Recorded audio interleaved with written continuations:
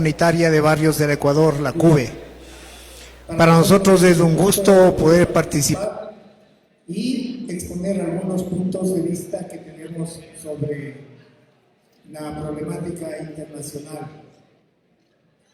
Es indudable que en este momento se han agudizado algunas contradicciones interimperialistas y esa es una cuestión que causa los conflictos bélicos en diferentes partes del mundo, aparte de otras medidas que son tomadas por los organismos internacionales y que afectan directamente a los pueblos del mundo.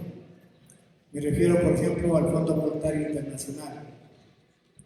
Sin embargo, quisiera leer una partecita que hace relación a lo que tanto Carlos Marx como Lenin hablaban de lo que significa el sistema capitalista y cómo es la concepción que tienen los capitalistas, los empresarios en todo el mundo.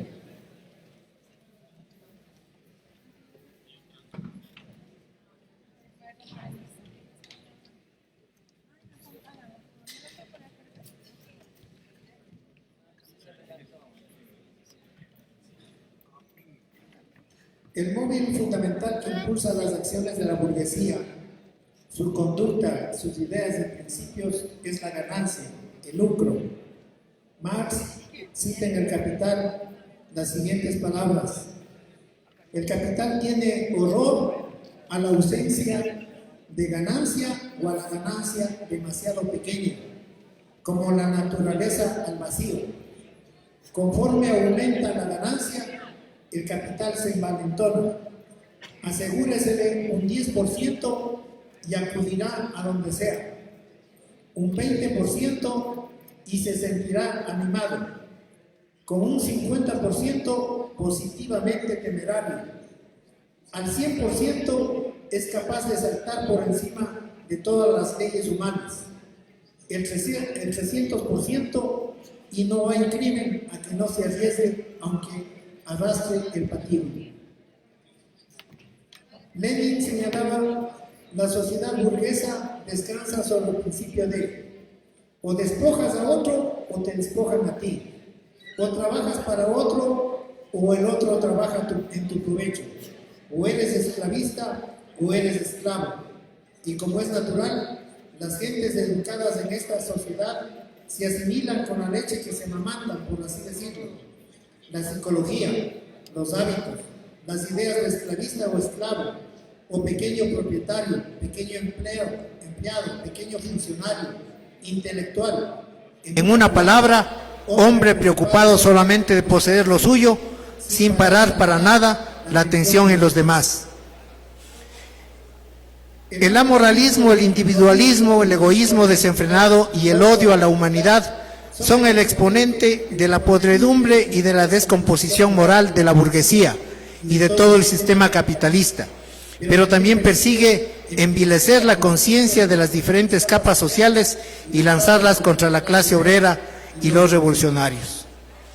Considero que esto es una cuestión importante que nosotros necesitamos tenerlo presente, por cuanto en la actualidad, en especial hacia la juventud, se lanzan todo este sinnúmero de concepciones que supuestamente en forma individual y con emprendimientos vas a dejar de ser pobre y vas a convertirte en un gran empresario y vas a solucionar los problemas que estamos viviendo de falta de empleo, de falta de trabajo, de tener un salario digno.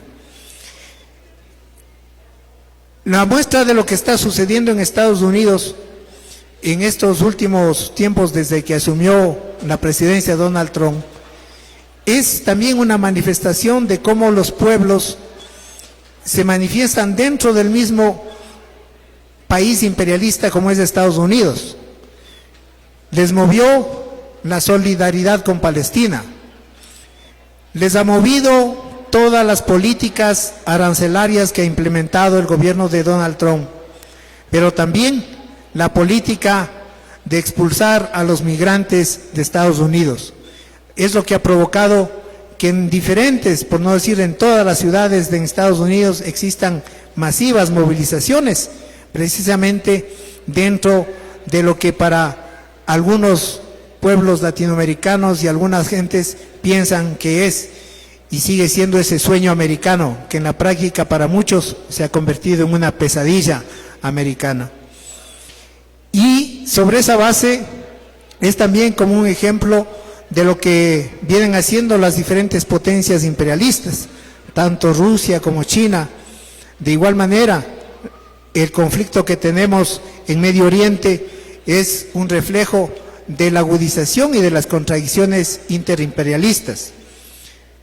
Dentro de eso se encuentra un elemento que nos parece es importante también tenerlo presente: lo que está sucediendo con el pueblo palestino, es decir, todo un genocidio, porque ahí no podemos hablar de que es una guerra, es un genocidio que lo está cometiendo el ejército israelí, el sionismo israelita en contra del pueblo palestino, y es lo que ha movilizado también a que miles de gentes en diferentes continentes del mundo expresen su solidaridad, y nos parece que es importante y necesario que en América Latina también nosotros levantemos, trabajemos y preparemos jornadas de solidaridad importante con la resistencia del pueblo palestino. Quiero por otro lado señalar, compañeros, que producto de estos conflictos bélicos que se dan, las grandes empresas militares, así como también las empresas de inmobiliarias y de reconstrucción de ciudades, son las que se benefician de estos conflictos en donde mueren miles de seres humanos en todo el mundo. Y como decía lo que acabé de citar tanto Marx como Lenin, de cuál es la concepción que tiene y la mentalidad que tienen los imperialistas, que no les importa la vida humana con tal de buscar lucro, con tal de buscar ganancia. En ese aspecto es que consideramos nosotros desde la Confederación Unitaria de Barrios del Ecuador importante que trabajemos dentro de las barriadas populares, dentro de los barrios que existen en todas las ciudades del país, de los países, porque esta es una cuestión muy importante. En los barrios encontramos a los diferentes sectores y clases sociales, y es ahí donde podemos fortalecer la organización popular y darle también un proceso de educación política de la necesidad de unirnos conjuntamente con la clase obrera, con el campesinado, para pensar en un verdadero proceso de transformación social, en un cambio que eche abajo este sistema capitalista que se encuentra en crisis y construyamos uno nuevo, el socialismo científico. Eso es lo que nosotros pensamos que es necesario también hacerlo, en el sentido de que fortalezcamos las organizaciones sociales y populares, pero también que entremos en esos procesos de unidad con la clase obrera, con el campesinado en algunos sectores, con la zona rural, porque es necesario y urgente fortalecer esa unidad para echar abajo este sistema. Los gobiernos de turno como el que tenemos en nuestro país, un gobierno neoliberal, un gobierno que no representa solamente a los empresarios, él es parte de estos empresarios y viene haciendo y ejecutando políticas que van en contra del pueblo ecuatoriano, va generando también una reanimación importante de la movilización popular. En estos días, luego de aprobarse algunas leyes, que ya seguramente lo dirán algunos otros compañeros, pero ha provocado, digamos, una reacción importante el despido de 5,000 servidores del sector público, que no solamente son, como decía el gobierno, como dice el gobierno, que son del sector público de los ministerios, sino también de áreas importantes como salud, educación. Esto ha motivado precisamente que todas las demás organizaciones empiecen también a pensar en la necesidad de movilizarse de organizarse, de unir fuerzas para echar abajo y enfrentar esta política neoliberal del gobierno de Daniel Noboa. Se preparan jornadas importantes como la jornada que está para el próximo 7 de agosto y una convención nacional unitaria de las organizaciones sociales y populares para el 16 de agosto en nuestro país. Vamos y estamos dispuestos conjuntamente todas las organizaciones que somos parte del Frente Popular a trabajar por empujar estas actividades que pongan un freno al gobierno de Daniel Noboa. ¡Viva el internacionalismo proletario! ¡Viva la lucha de los pueblos! Gracias.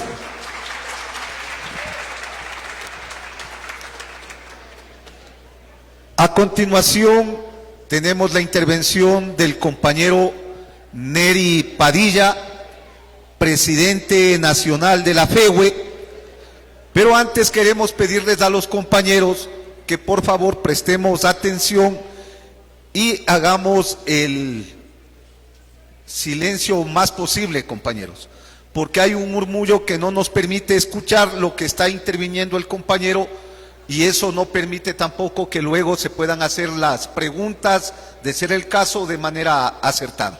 Entonces les pedimos que prestemos atención y el mayor de los silencios, compañeros. Muchas gracias.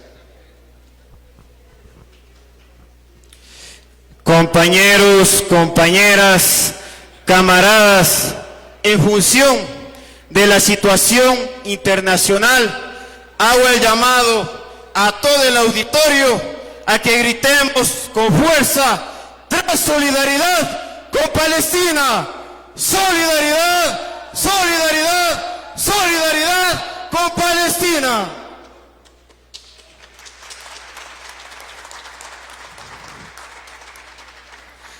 Nuestro saludo desde la FEWE Nacional, un saludo combativo, revolucionario a este desde ya exitoso Seminario Internacional Problemas de la Revolución en América Latina. En la actualidad vivimos una mayor agudización de las contradicciones interimperialistas a nivel mundial.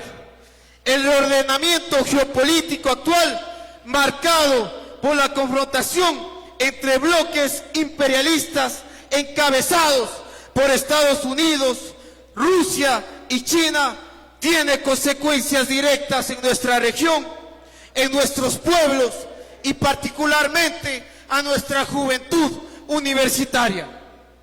Como afirmaba Lenin, el imperialismo es la fase superior del capitalismo. Hoy, más de un siglo después, esta caracterización sigue vigente. Estados Unidos continúa promoviendo guerras en nombre de la democracia, entre comillas, de la paz y los derechos humanos, mientras su verdadero objetivo es mantener por medio de la muerte la vulneración a la autodeterminación de los pueblos, el financiamiento de armamento y bases militares alrededor del mundo, un intento de hegemonía marcada por profundizar la dependencia económica de otros países, mientras que Rusia y China, aunque con discursos entre comillas distintos, disputan esa hegemonía con sus propios intereses estratégicos, económicos y por medio de la explotación.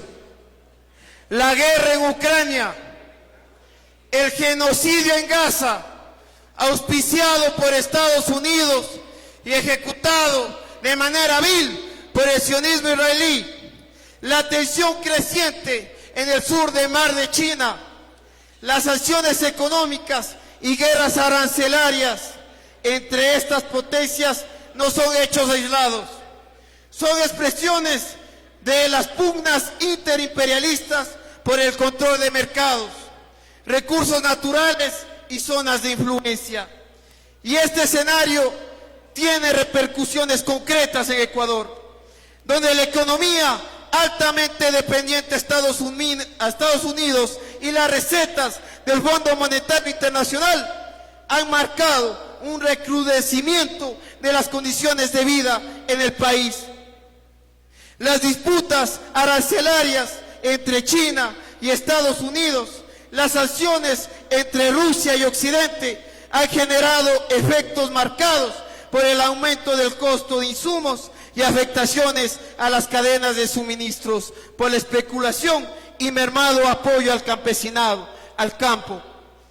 Un fenómeno que se refleja en la mayoría de países de la región y por lo tanto en Ecuador, sobre todo por la sumisión del gobierno de Daniel Noboa a los mandatos de Estados Unidos y sobre todo a los mandatos del Fondo Monetario Internacional.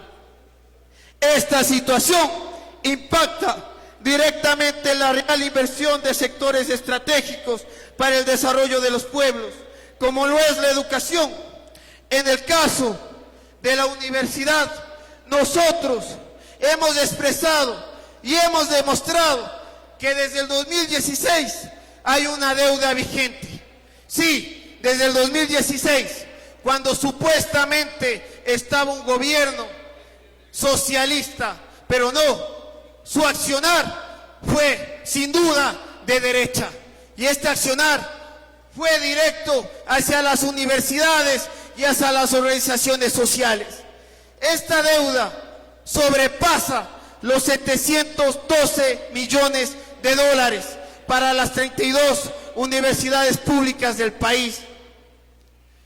No se invierte más allá de 310 dólares por estudiante, sobreexposando más de 500,000 estudiantes universitarios. Se nota también que no existe un control frente al expansionismo de las universidades privadas, que siguen y siguen creciendo en sus tasas de matriculación. No hay un control en el pago de las pensiones, y esto ha implicado también frente a 1.340.000 bachilleres que no han ingresado a las universidades, que familias, centenares de familias estén endeudadas para que sus hijos puedan tener la opción de profesionalizarse, en este caso en las universidades privadas. Estos hechos sin duda expresan la vulneración a la Constitución, la vulneración a nuestros derechos, y cómo se ha atropellado el artículo 26, que establece que la educación es un derecho, pero también es un deber ineludible e inexcusable del Estado, que gobierno tras gobierno han buscado vulnerar. Frente a estas afectaciones del financiamiento se expresan menos becas estudiantiles, prácticas preprofesionales sin un reconocimiento económico ni de experiencia, infraestructura deteriorada, reducción en la inversión en ciencia y tecnología, teniendo presente que una universidad que no investiga deja de ser universidad, precarización del trabajo docente. La juventud es la fuerza más dinámica, receptiva y revolucionaria. Si se le niega educación y posibilidades de desarrollo, se le arrebata el futuro al país entero. La imposición en el 2010 de la Ley Orgánica de Educación Superior, promovida por el Correato, la falta de inversión y oportunidades ha fomentado una política de privatización y mercantilización de la educación superior. El saber deja de ser un derecho y se convierte en un privilegio. Además, los discursos dominantes, alimentados por medios y los organismos internacionales, promueven una visión del mundo subordinada a los intereses de las potencias, invisibilizando alternativas emancipadoras. Como señalaba Marx en la ideología alemana en 1846, las ideas dominantes de cada época han sido siempre las ideas de la clase dominante. En Ecuador vemos cómo esa ideología dominante intenta desarrollar una narrativa positivista por medio del populismo y la demagogia. Pero la realidad se refleja en un 26% de la pobreza, 8.8% de la pobreza extrema, mayor desempleo de la juventud, intensificación de las muertes, entre ellos estudiantes universitarios, la migración forzada, deudas a falta de garantizar el libre ingreso a las instituciones de educación superior e incluso la fusión de ministerios que implicará menos recursos para la atención de la educación, el arte, la cultura y el medio y también allí el ambiente. Sin embargo, al margen de lo que dicen los grandes medios de comunicación, los voceros del gobierno y voceros internacionales, la juventud universitaria no está condenada a la pasividad.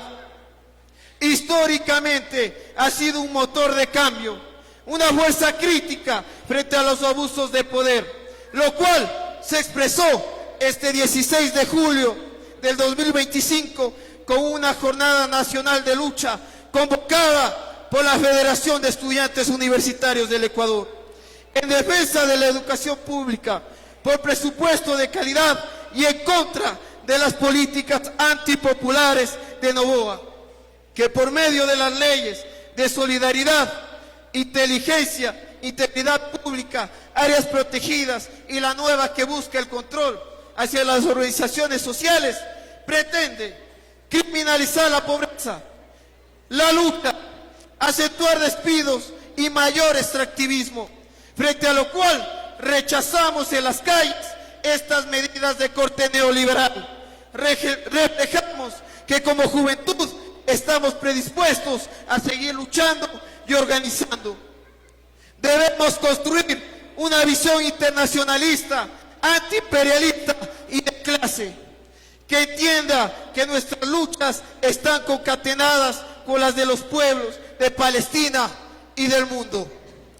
Parafraseando a Lenin, la conciencia no surge por sí sola de la experiencia de las masas, sino que debe ser llevada desde fuera por una teoría revolucionaria.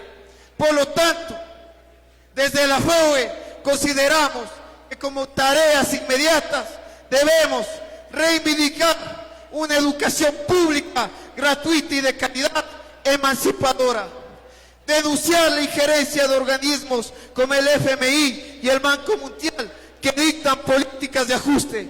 Seguir impulsando una organización política de la juventud propositiva y combativa. Mantener la solidaridad con el pueblo palestino, porque esta no es una guerra, es un genocidio. Y por último, pero no menos importante, estrechar lazos con los pueblos hermanos de América Latina y el mundo en la construcción de una verdadera alternativa de izquierda revolucionaria. La nueva geopolítica internacional no puede ser entendida solo como una disputa entre potencias externas. Se trata de una lucha que afecta directamente a nuestros pueblos alrededor del mundo. Y dentro de ello, la juventud universitaria tiene un papel decisivo. Además, la universidad debe consolidarse como un espacio de pensamiento crítico, de creación científica y de compromiso social. Es parte de la lucha contra el imperialismo, contra el saqueo y contra la miseria que impone este sistema. Los filósofos no han hecho más que interpretar de diversos modos el mundo, pero de lo que se trata es de transformarlo. Carlos Marx. Muchas gracias, compañeros. ¡Viva la lucha revolucionaria! ¡Que viva el Seminario Internacional Problemas de la Revolución!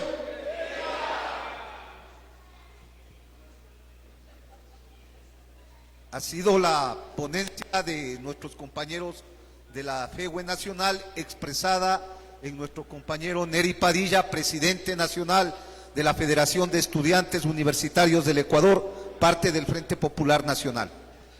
A continuación va a dar lectura a nuestra compañera Gabriela Acela, la ponencia del compañero Rafael Riofrío, que el día de hoy no se encuentra aquí, pero que nos ha enviado este material.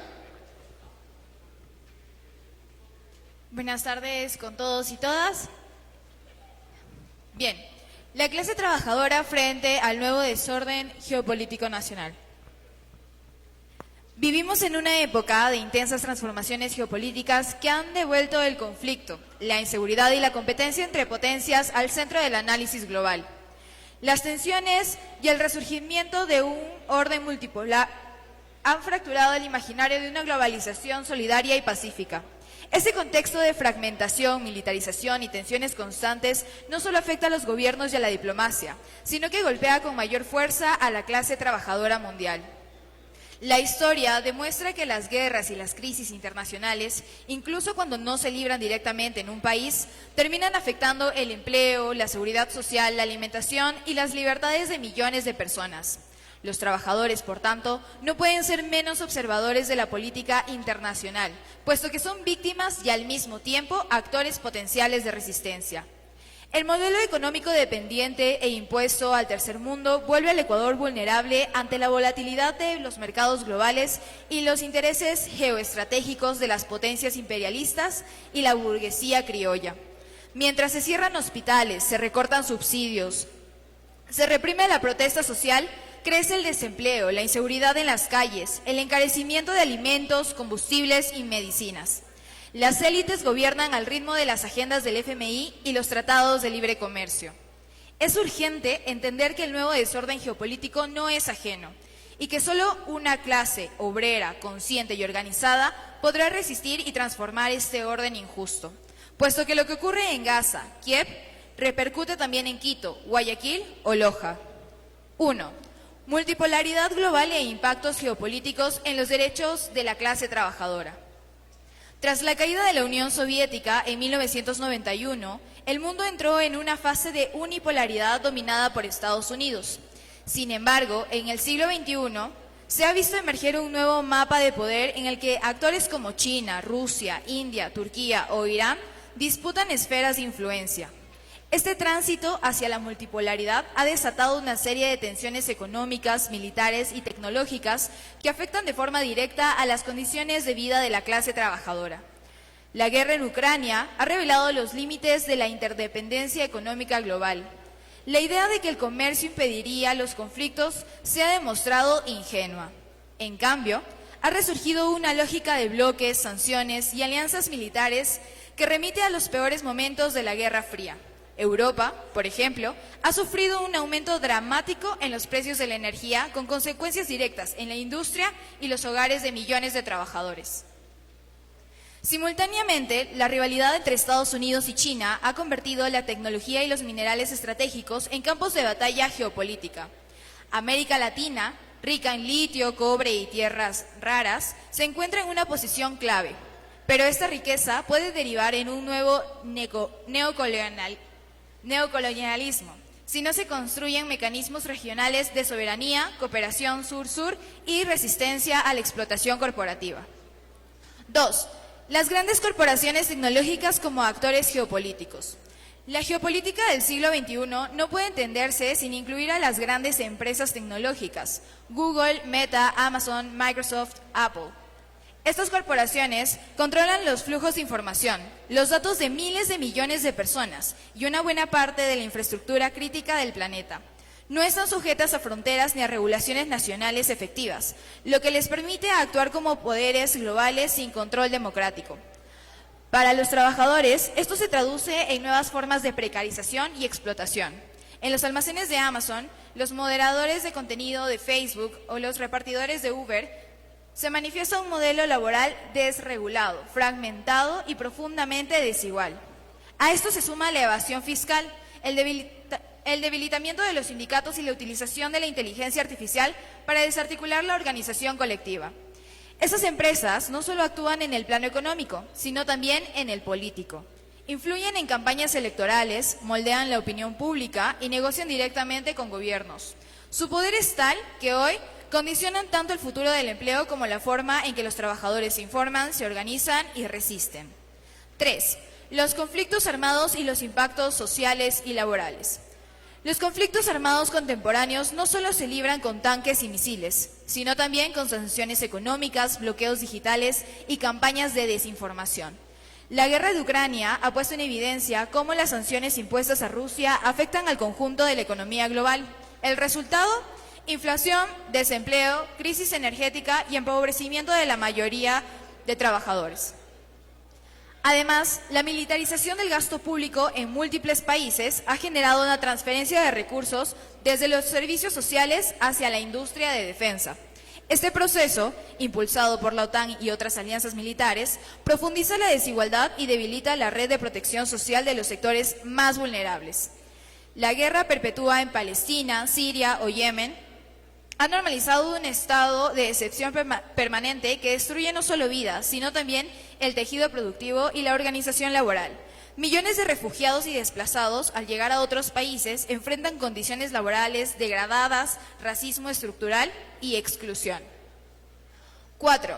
Crisis económica, crimen organizado y criminalización de la protesta.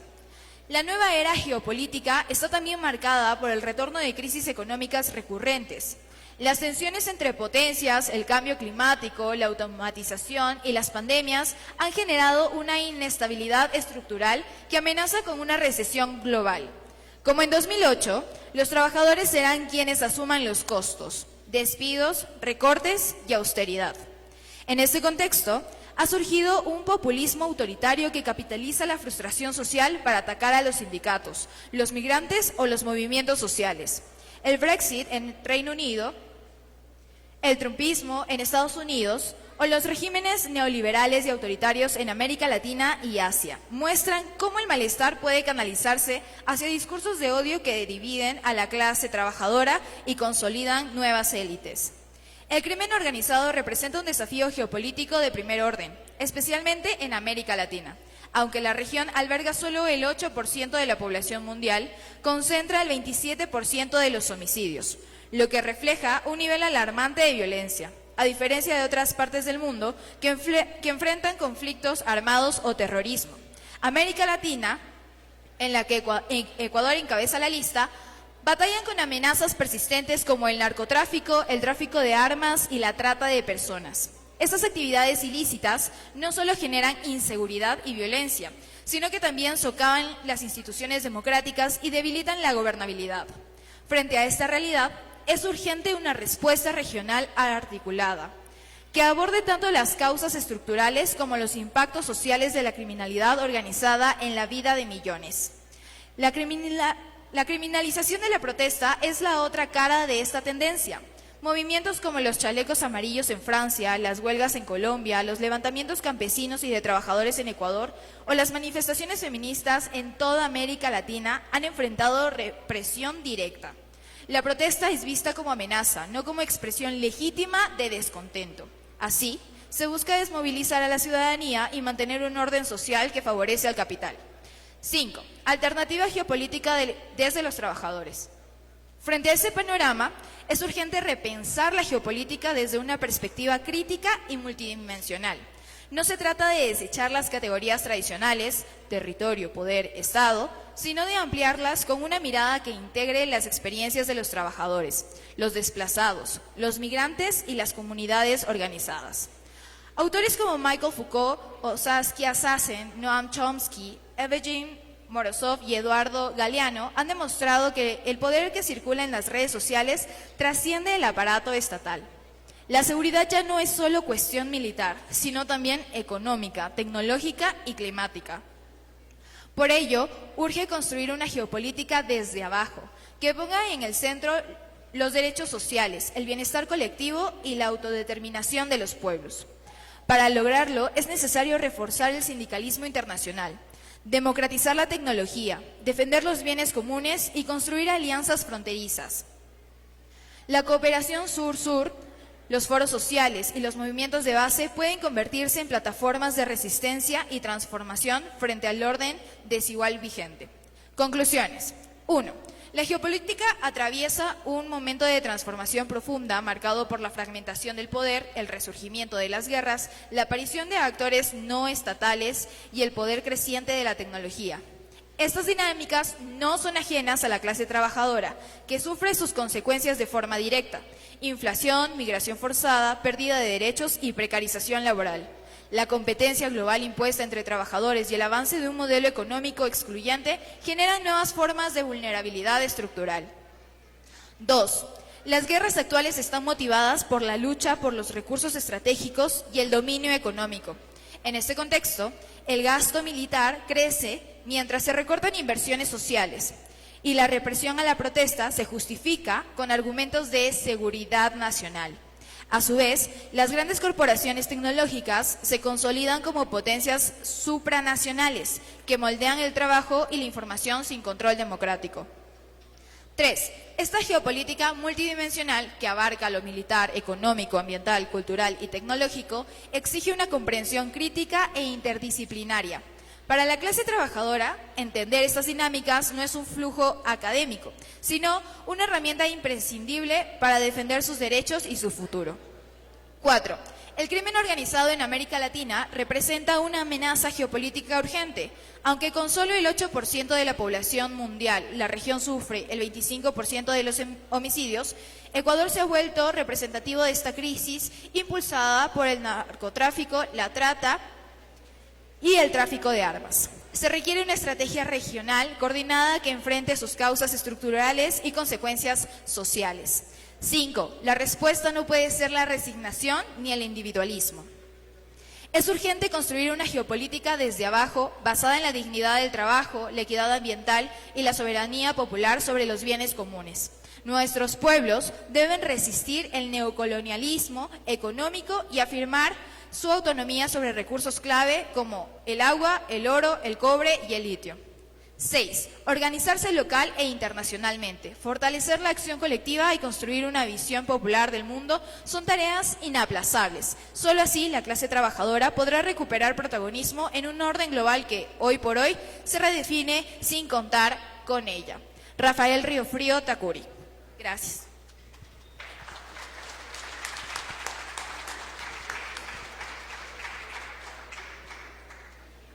A continuación, vamos a tener la intervención del compañero Florentino López, presidente del Frente Popular de México, con la ponencia del Partido Comunista de México, marxista-leninista.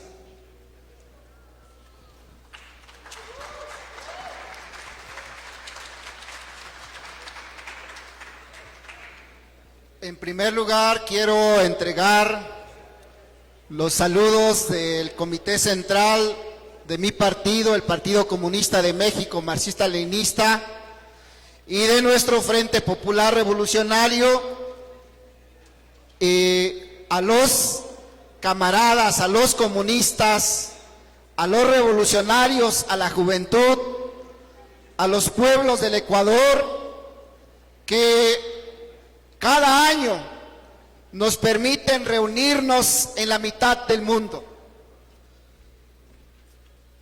Pero a mi consideración, compañeras y compañeros, no puede avanzar este seminario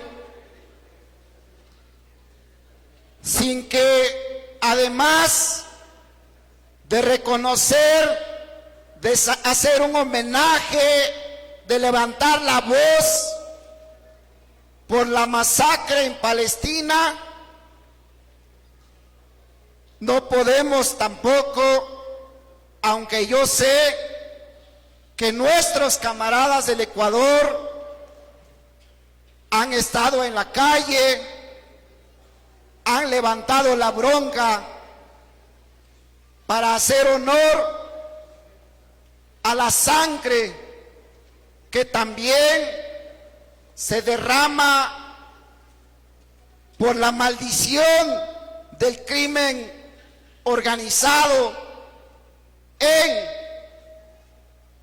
conjunto con el Estado ecuatoriano. Y por eso mis 3 primeros minutos quiero que aquí le hagamos homenaje a 4 pequeños infantes que un día 8 de diciembre salieron, 2 de ellos hermanos junto con otros 2 amigos, a jugar fútbol y nos los entregaron unas semanas después, incinerados, parte de su cuerpo.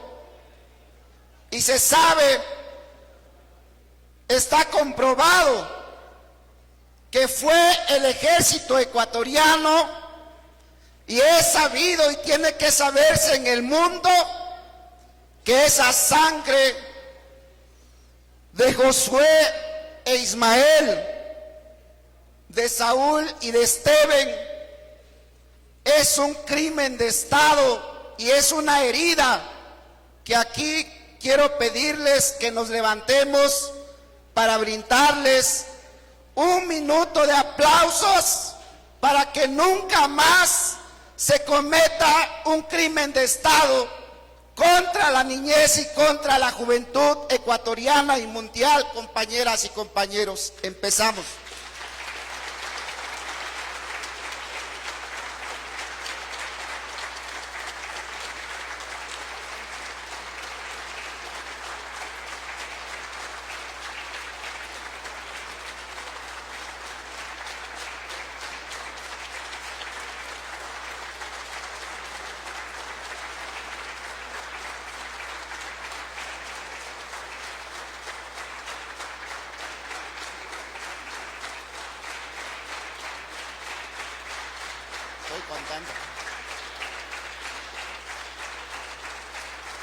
Muchas gracias, camaradas. Pues bien, aquí ya prácticamente en las ponencias que desde las 11 de la mañana hemos estado escuchando, nos parece que hay una serie de elementos repetitivos que yo quisiera omitir, porque en términos de la caracterización general del sistema capitalista e imperialista, en las dinámicas que están ocurriendo en los últimos meses, particularmente la profundización de las contradicciones entre las 2 potencias imperialistas que se disputan la hegemonía mundial, y que esa disputa interimperialista se expresa en los conflictos bélicos en el Medio Oriente, en el chispazo que pudo convertirse en una guerra entre las fronteras de Pakistán y la India, en la guerra comercial y particularmente en la guerra arancelaria que se está desarrollando ahora mismo en todo el mundo. Son aspectos que ya hemos estado abordando y que todas estos elementos están llevando a la profundización también y la agudización de la lucha de clases a nivel internacional. Y parte de eso es la primera parte de nuestra ponencia. De tal manera que quiero primeramente dejar que yo creo que puede haber el interés, porque dado que somos vecinos en México con el imperialismo norteamericano y compartimos una franja fronteriza muy amplia, y México comparte el 80% del intercambio comercial con Estados Unidos. México tiene más de 36 millones de mexicanos viviendo en los Estados Unidos, de los cuales más de 10 millones lo hacen sin legalización. Y en el contexto en que llega Donald Trump, al igual que hemos visto que ha desatado una ofensiva brutal, criminal contra los pueblos del mundo, en el caso de México, son tres elementos fundamentales que yo quiero plantearles, compañeras y compañeros. Con la llegada de Donald Trump, de entrada, hay un proceso de mayor profundización de la dependencia económica de México frente a Estados Unidos. No es cierto que tengamos un gobierno que defienda la soberanía nacional como lo está diciendo hacia el exterior. Todos los días nos llama a la unidad nacional, pero en torno a los intereses de la oligarquía mexicana, pero para postrarnos más frente al imperialismo norteamericano. Todos los días en los periódicos nacionales y en la prensa internacional se dice que la presidenta, por ejemplo, hoy por la mañana en una llamada con Donald Trump, logró posponer por 90 días la imposición de 30% de aranceles en todo el intercambio comercial con Estados Unidos, pero al mismo tiempo se sabe que a cambio de eso, de solamente posponer la aplicación de los aranceles, se está entregando a pedazos la soberanía nacional de nuestro país. Y entonces esa mayor profundización de la dependencia de México frente al imperialismo norteamericano es a partir de tres elementos que Donald Trump planteó a su llegada. Primero, de que México es responsable del tráfico del fentanilo hacia Estados Unidos, cuando el 85%, según los datos de Estados Unidos, de los detenidos por el tráfico de fentanilo en Estados Unidos son ciudadanos norteamericanos. Y con ese pretexto, Estados Unidos, Donald Trump declaró como terroristas a los cárteles mexicanos, pero ese no es el interés de combatir el narcotráfico, sino para legalizar una intervención militar en Estados Unidos, en territorio mexicano, aunque sabemos que personal del ejército opera ampliamente en territorio nacional, no es lo mismo que ahora puedan bombardear directamente a territorio nacional. Segundo, que México practica el dumping, es decir, pasa por mercancía mexicana la mercancía de los chinos hacia el territorio norteamericano, y que por esa razón está aplicado aranceles al acero principalmente y algunos otros metales en el caso de México. Y tercero, porque Estados Unidos dicen que esos millones de mexicanos que trabajan en los campos, en las fábricas, en los hoteles, en los hospitales, incluso que son elementos del propio ejército mexicano, son delincuentes, y que por esa razón habría que cerrar incluso la frontera con México.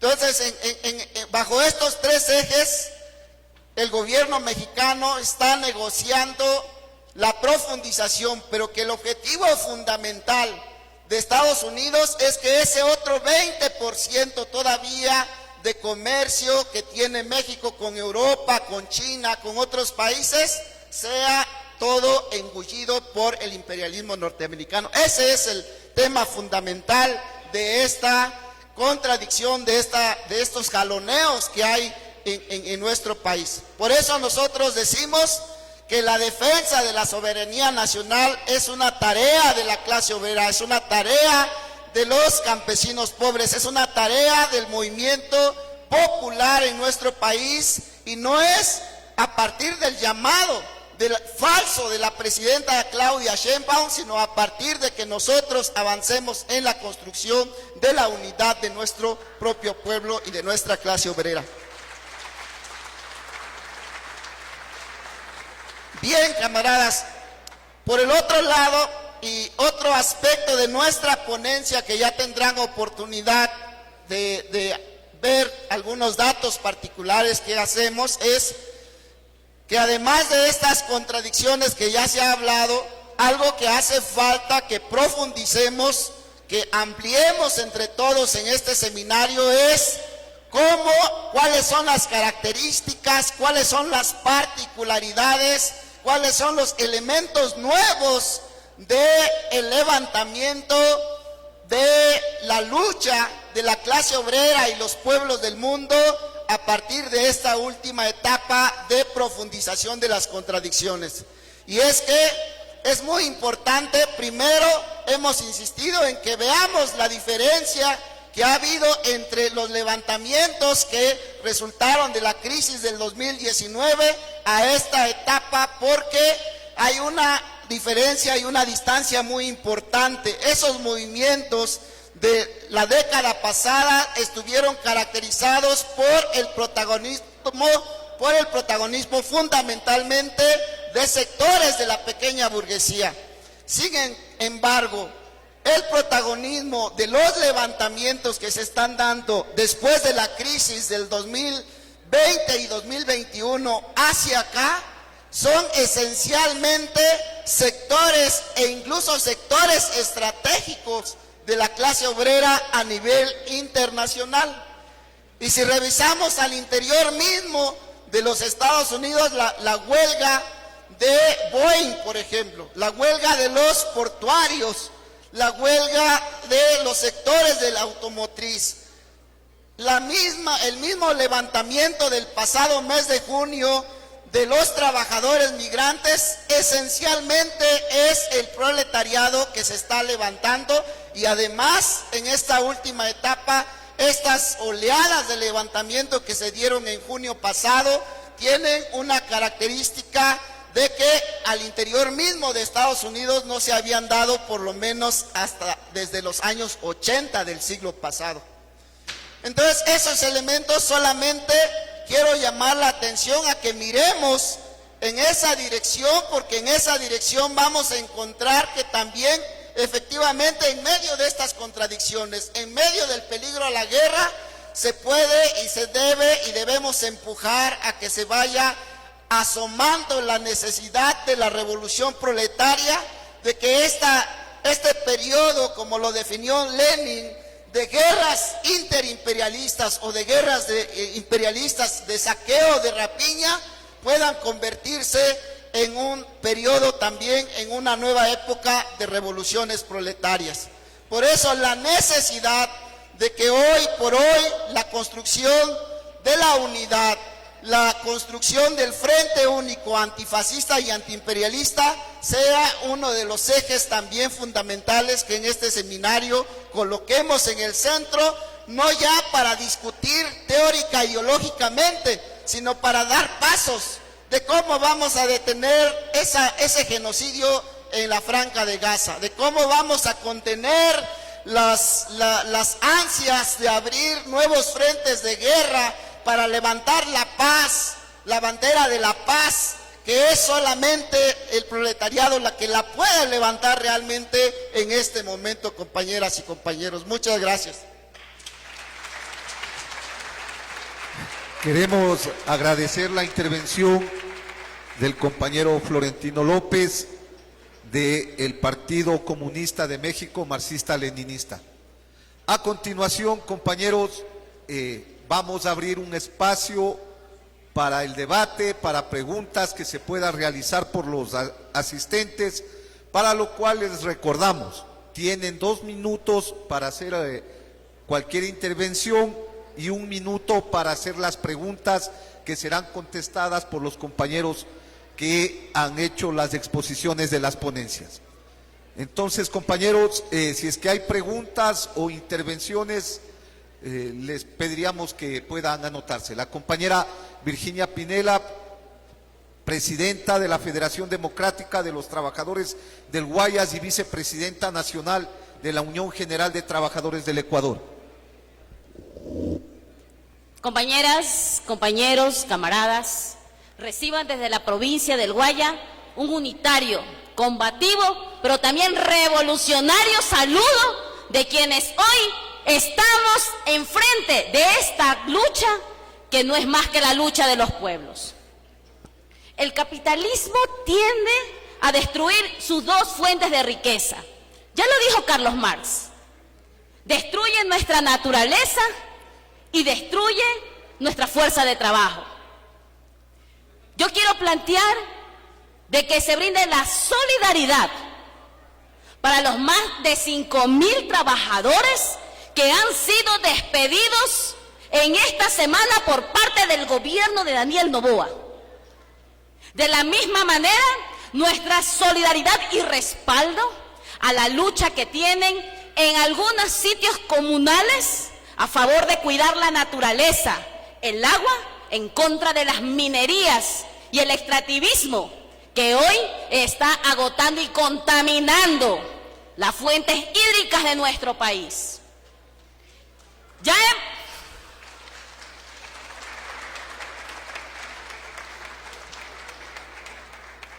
La clase trabajadora en nuestro país se está levantando.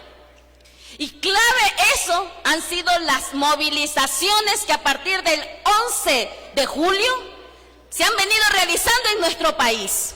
Movilizaciones que han hecho retroceder al mismo Noboa, poniendo normativas sobre normativas para tratar de justificar todo el aparato estatal que viene presionando a los trabajadores. Producto de eso, ha contratado a miles de trolls en las redes sociales para hacer aparentar el supuesto apoyo que tienen por parte del pueblo ecuatoriano. Las calles se están calentando y el pueblo ecuatoriano está despertando. Una muestra más que solo la unidad y la organización de la clase trabajadora es el único camino para hacerle frente a toda esta política neoliberal, fondo monetarista, frente a un gobierno servil al Fondo Monetario Internacional y al Banco Mundial, que podemos organizarnos y vencer. Vamos a vencer ante este gobierno y las calles seguirán siendo el escenario para que la clase trabajadora y los pueblos del Ecuador consigan importantes victorias. Invitamos a la jornada de este 7 de agosto en todas las ciudades del Ecuador. Muchísimas gracias.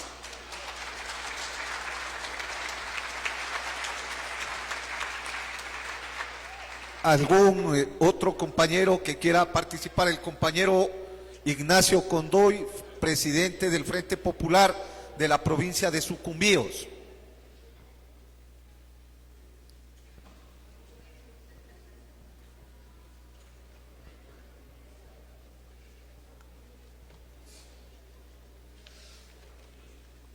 Camaradas asistentes a este 29º Seminario Internacional Problemas de la Revolución en América Latina, compañeros de la mesa directiva, reciban un cordial y fraterno saludo de nuestra provincia Sucumbíos.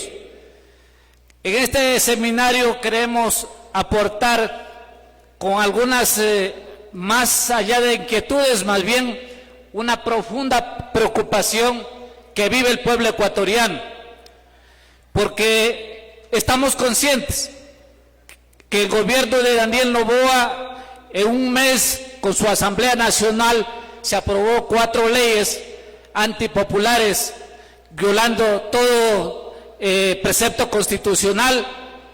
Se propone no solamente llevar adelante las privatizaciones, sino más también llevar toda una arremetida en contra de la organización social y popular y en el fondo con sus leyes continuar con una línea de persecución a quienes nos oponemos a la lucha en defensa del pueblo ecuatoriano.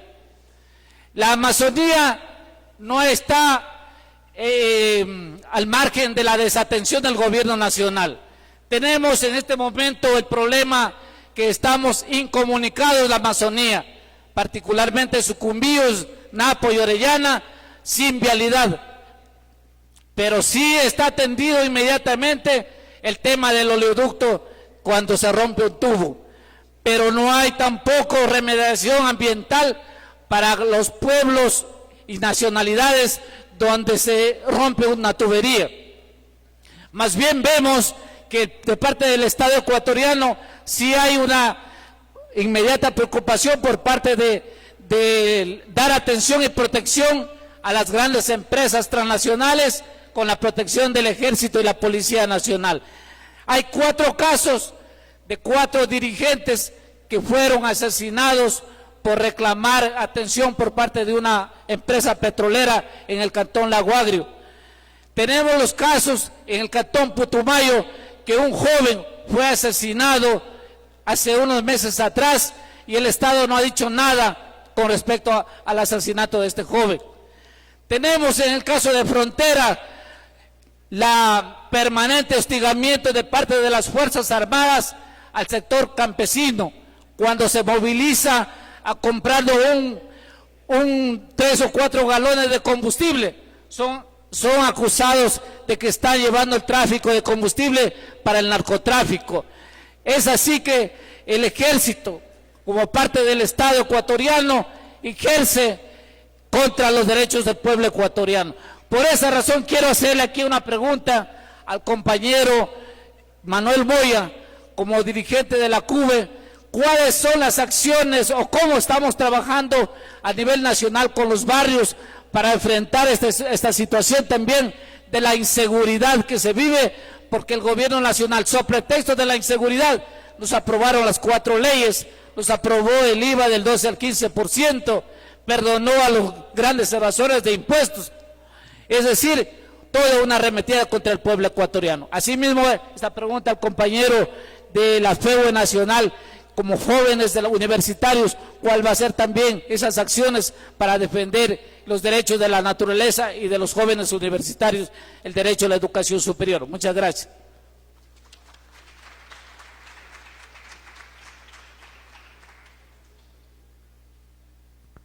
Vamos a dar paso a la compañera de la delegación de Perú, pero les vamos a pedir a los compañeros que están haciendo las intervenciones que seamos puntuales y podamos aprovechar de mejor manera el tiempo para que los compañeros expositores puedan tener el tiempo también para contestar las preguntas. Por favor, a la compañera le pedimos que seamos puntuales también en las preguntas.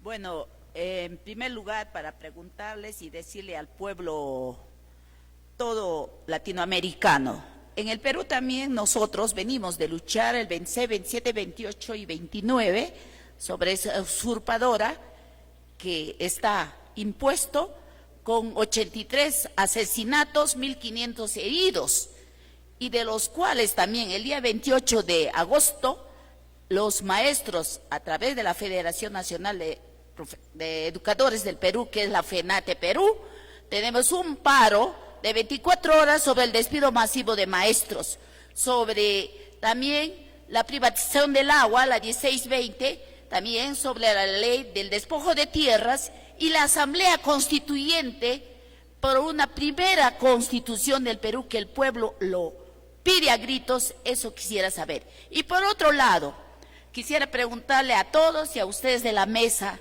¿qué hacer con todas estas luchas, unir una sola fuerza y ponernos de acuerdo, no sé, cómo dirá, a nivel nacional, tanto para solidaridad de Palestina y también para todo Latinoamérica? Eso tenemos que decir desde acá, estas voces del Perú y de toda América, y gracias, y que viva nuestra lucha. Gracias. Muchas gracias, compañera. no sé si el compañero de Perú.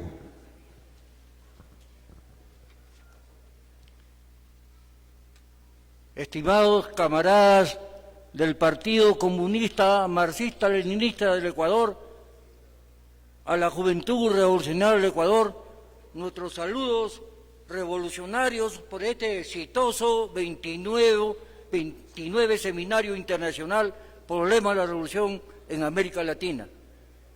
Traigo el saludo del Movimiento Democrático Popular del Perú, generado y dirigido por el Partido Comunista Peruano Marxista-Leninista Bandera Roja. Nuestro país es un centro de confrontación imperialista. Por un lado, el imperialismo yanqui siembra y despliega el fascismo, impulsa guerras, somete países y destruye soberanías, y destruye también a la clase obrera, que es la clase dirigente de la revolución. Y por otro lado, tenemos a la China comunista, entre comillas, comunista de palabra, capitalista de hecho, en su pugna por la influencia de sus inversiones económicas extractivistas de materias primas. En el Perú se lleva el 80% del cobre. La gran minería está situada en el sur del país y ahí existe una federación macro-regional del sur dirigida por nuestro camarada Arturo Andrade, despedido por la CONFI y los grupos económicos mineros. ¿Cuál es el objetivo? El objetivo es de que allá estaban a punto de debatir sus pliegos de reclamos, la empresa Cerro Verde, Chogún, Bambas, ¿qué plantean? Pliegos de reclamos cada 5 años, como que si no hubiera inflación. Los chinos, en esa disputa, usarán Chancay como un puerto bélico. Los norteamericanos quieren en Arequipa construir otro puerto que pueda ir hacia el Atlántico. Entonces es papel de los marxistas-leninistas unirse en el Perú. Cuando dicen va a aparecer un paro, los peruanos sabemos que en el Perú existe un sindicato único de trabajadores de la educación del Perú y se llama SUTE. Igual que la Federación Nacional de Docentes Universitarios del Perú, FENDUP, dirigido por un camarada nuestro. La división no ayuda. Estamos por fortalecer los partidos, los movimientos. Y por eso yo saludo el análisis que hace el camarada de México, que dice que se profundizan las contradicciones entre estos países imperialistas. ¿Quién va a ser afectado? Los pueblos y principalmente la clase obrera. Yo quisiera, compañero de México, si pudiera abordar este tema con mayor profundidad. Muchas gracias. Muy amable, compañero. Si es que no hay más intervenciones o preguntas, vamos a pasar a darles la palabra a nuestros compañeros expositores para que puedan responder las preguntas. Les recordamos a los compañeros que tienen 3 minutos cada uno para poder contestar las preguntas que han sido dirigidas para cada uno de ustedes. Le planteamos al compañero Manuel Moya que inicie contestando la pregunta de los compañeros. Gracias, compañeros.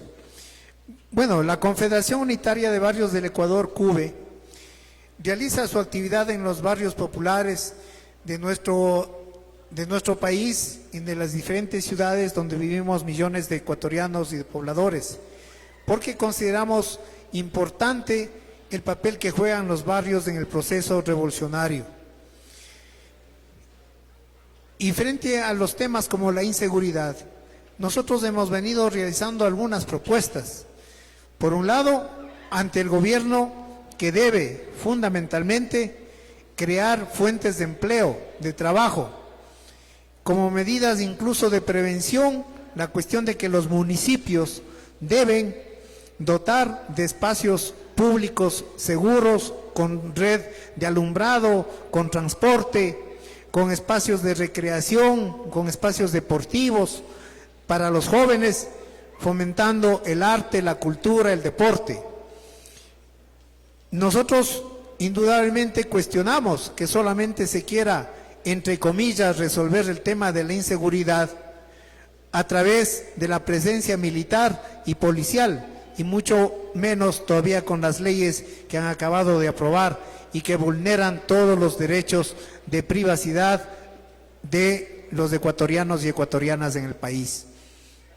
Nosotros hemos planteado igual la conformación de los comités de seguridad en cada uno de los barrios, con los moradores y pobladores de sus respectivos sectores, no para hacer frente a la delincuencia como tal, no para enfrentarnos, sino precisamente para organizar al barrio, para organizar a los pobladores y fomentar la vecindad, la solidaridad, y con eso también exigir la solución de los diferentes problemas y necesidades ante los municipios y gobierno central.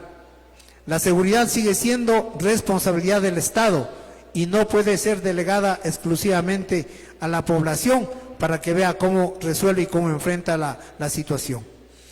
Nosotros queremos también señalar que sobre esa base hemos planteado la necesidad de constituir lo que nosotros denominamos un barrio digno, un barrio que significa que debe tener todos los servicios básicos, que debe tener seguridad, no solamente ante la delincuencia, sino seguridad también jurídica, para que tengan legalidad sus tierras, sus viviendas.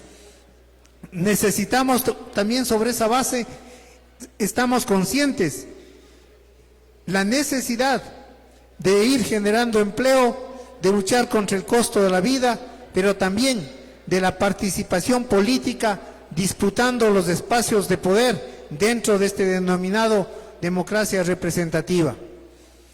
Debemos, por lo tanto, lograr un barrio digno plenamente cuando echemos abajo este sistema capitalista y construyamos un gobierno popular. Dentro de eso nos hemos propuesto fortalecer nuestra organización poblacional, la CUBE, y vamos a realizar nuestro Congreso Nacional el 25 de octubre, para lo cual extendemos ya una cordial invitación a todas las delegaciones nacionales e internacionales para que acompañen en este evento que fortalecerá la organización popular, la organización barrial a nivel nacional. Gracias, compañeros. A continuación va a responder a la pregunta el compañero Neri Padilla. En el marco de las acciones que se han emprendido desde la juventud universitaria, es claro tener presente las acciones de inconstitucionalidad frente a estas leyes regresivas, lesivas para los sectores populares, sociales e históricamente vulnerados. Lo mismo que ha causado la reacción desde algunos espacios, evolución de que la Corte Constitucional plantea tener sus observaciones frente a esas leyes. Ese tema no se va a dar si no va en el marco de la organización de la unidad de los sectores sociales e históricamente vulnerados del país.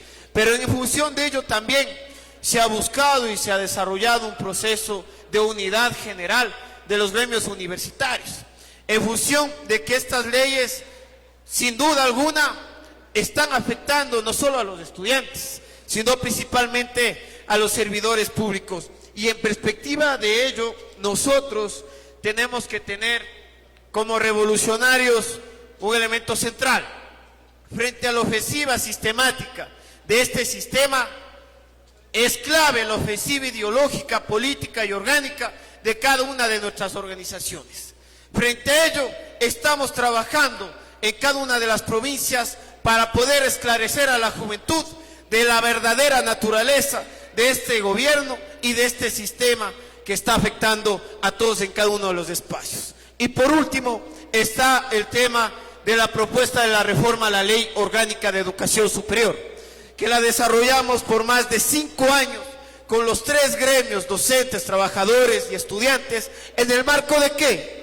De defender ese presupuesto que nos intentan apalear cada año, democratizar la universidad, la autonomía plena, que no se violenten los predios universitarios y otros elementos sustanciales que permitan el libre ingreso a la universidad, porque este no tiene que ser visto como un privilegio, sino como un derecho. Y ahora, como FEWE, también estamos próximos a nuestro Congreso Nacional, que se va a desarrollar aquí, en la Universidad Central del Ecuador, este 29 de noviembre. Porque estamos claros que la lucha es y será el camino de victorias. Muchas gracias, compañeros. Finalmente, damos paso al compañero Florentino López para que conteste la pregunta realizada por nuestro compañero de Perú. Sí, yo creo que necesitamos, digamos, que mucho tiempo para señalar cada uno de las consecuencias que están teniendo las acciones que derivan de las contradicciones interimperialistas, porque son de toda naturaleza, son de todos los sectores de los trabajadores. Sin embargo, está claro, por ejemplo, en el tema de los aranceles. Finalmente, ¿quién va a terminar pagando ese 30, ese 50% de aranceles que, si bien son parte de las contradicciones intermonopólicas, finalmente vienen a impactar en el salario de los trabajadores, ya sea de los trabajadores desde el punto de vista de los procesos productivos, o a los trabajadores desde el punto de vista como consumidores de estos productos que están aplicando los aranceles? La relocalización de las inversiones a cuenta de estas contradicciones, de igual manera, está dejando miles, si no es que millones de empleos en ciertos lugares del mundo, particularmente en el sudeste asiático, cuando se trasladan las inversiones. Y luego, también, por ejemplo, en México apenas acaba de anunciarse el cierre de una nueva planta automotriz, la Nissan, que va a despedir inmediatamente más de 5,000 obreros que ahí estaban trabajando. Y así podemos contabilizar muchos, pero me parece que lo importante es que frente a eso, así como este proceso único, decía el compañero Patricio en la mañana, y creo que ese es el hilo conductor, o sea, ese movimiento del capital, que finalmente es un movimiento único del capital que tiene sus contradicciones internas, tiene que oponerse la fuerza del trabajo. Es decir, la clase obrera tiene que oponerse unitariamente frente a ello. En los próximos 2 días seguramente vamos y tenemos que profundizar en eso, camaradas. Muchas gracias. Bueno, compañeros, antes de dar por culminado los trabajos del día de hoy, queremos recordarles que el día de mañana iniciaremos a las 9 en punto de la mañana.